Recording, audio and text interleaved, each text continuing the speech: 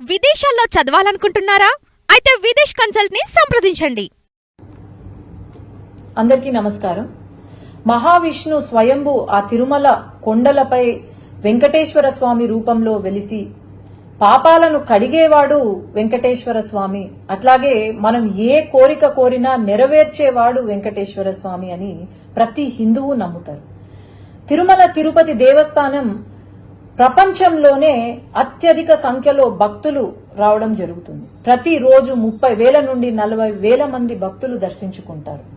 అట్లాగే అత్యధిక ధనిక దేవాలయం ఏదైనా ఉంది అంటే అది తిరుమల తిరుపతి దేవస్థానం. అలాంటి తిరుమల తిరుపతి దేవస్థానాన్ని దర్శించుకోవడానికి, వెంకటేశ్వర స్వామిని చూడ్డానికని చెప్పి నెలల తరబడి వెయిట్ చేసి మరీ దర్శనం కోసం వస్తారు భక్తులు. తర్వాత లైన్లో గంటల కొద్ది క్యూ లైన్లో వెయిట్ చేసి ఆ తిరుపతి లడ్డూ కోసం, ప్రసాదం కోసం అని చెప్పి వెయిట్ చేసి ఇంటికి తీసుకెళ్లి దాన్ని పూజ చేసి, ఎంతో నిష్టగా పూజ చేసి అందరికీ పంచిపెడతారు.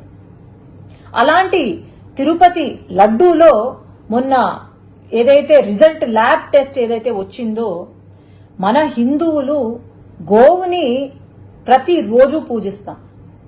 దేవుడితో సమానమైన ఆ గో మాంసం ఏదైతే ఉందో, లేదంటే చాప నూనె ఏదైతే ఉందో, అది లడ్డూలో కనిపించడం అనేది ఇంతకన్నా పాపం వైఎస్ జగన్మోహన్ రెడ్డికే దక్కుతుంది.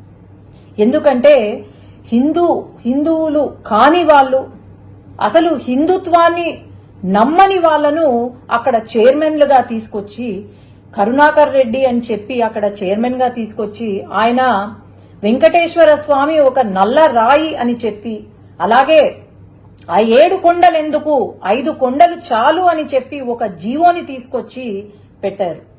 అట్లాగే వైవి సుబ్బారెడ్డి గారు అని చెప్పి ఆయనను తీసుకొచ్చి, అసలు హిందుత్వం అనే నమ్మని వాళ్లను తీసుకొచ్చి ఈరోజు మరి అసలు వీళ్లకు ఆ ఆలోచన ఎలా కలిగింది అనేది నాకైతే అర్థం కావట్లేదు. ఎప్పుడో 1857లో సిపాయి మ్యూటినీ అని విన్నాం. అది బుల్లెట్లు, బ్రిటిషర్లు చేసే బుల్లెట్లలో గోమాంసం ఉందని చెప్పి అదే ఫస్ట్ వార్ ఆఫ్ ఇండిపెండెన్స్ అని కూడా అంటారు. గోమాంసం ఉందని చెప్పి చిన్నగా ఒక రివోల్ట్ స్టార్ట్ అయ్యి అది పెద్దగా కనిపించిన బ్రిటిషర్లందరినీ కూడా చంపి పాడేసిన దేశంలో ఈరోజు ఇక్కడ లడ్డూలో గోమాంసము, చాప నూనె ఉంది అంటే మరి ఏమనుకోవాలి? మనము ఈ 5 సంవత్సరాలు, గత 5 సంవత్సరాల కాలంలో మనం గమనిస్తే అసలు గుడులకు వాల్యూ ఇవ్వని ఆ ప్రభుత్వం, వైఎస్ఆర్సీపీ ప్రభుత్వం ఏదైతే ఉందో, నేను చెప్తూనే వచ్చాను. శ్రీశైలంలో కూడా శ్రీశైలం లడ్డూలో చికెన్ ఎముక కనిపించింది అంటే ఆ రోజు ఎటువంటి యాక్షన్ తీసుకోలేదు.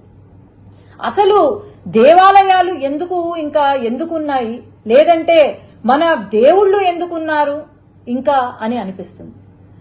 తప్పకుండా ఖచ్చితంగా అయితే ఈ ఎవరైతే దీనికి బాధ్యులో వాళ్ళను ఉరి తీసినా ఎక్కడ తక్కువ కాదు, గాని వీళ్లకు కఠినమైన శిక్ష విధించాలి, ఖచ్చితంగా విధిస్తారు అని నేను అనుకుంటున్నాను.